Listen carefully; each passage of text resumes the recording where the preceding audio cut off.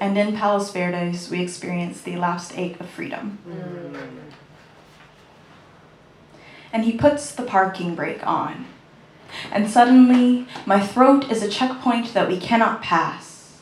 My body is all stupid mistake, too brown and too angry. And besides, I want to feign perfect for as long as I can. And it is too late for me to suggest a different trail, and so I let him lead me toward the vulgar sign proclaiming Trump National Golf Course. There's a trail leading down to the ocean, he promises. And it's beautiful, he says. And so I follow. And it is.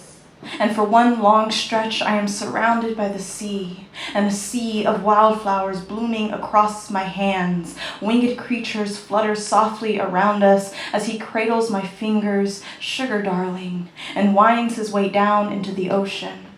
And I have been writing this poem forever. And I am beautiful and intense and aware of myself, and how when I lift myself to the sky, I can see a gaudy, oversized American flag snapping me away. And suddenly, I can only pay heed the wind wild, jagged and crisp, trying to propel me off this land.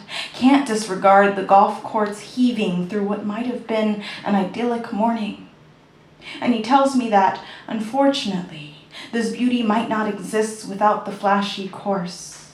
And I remember that in French there is jolie laid, and it is that which is beautiful in its ugliness. And so today I do not argue against what is housed between pretty and painful.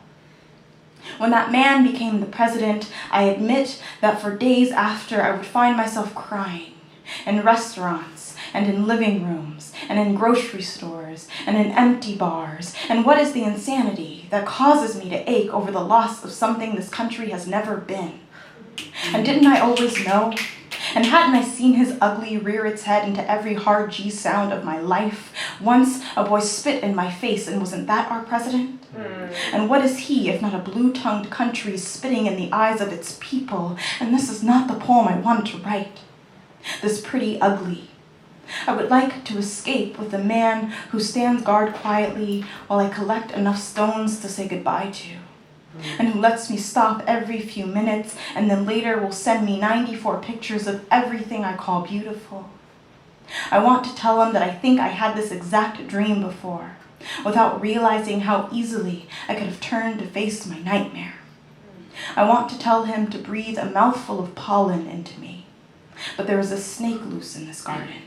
Its golden jaw wide and unhinged, and he never turned me away, but then I never asked him to, and there is a distinction here, but I don't know if I know it, or care to speak it, and if it make much difference anyway.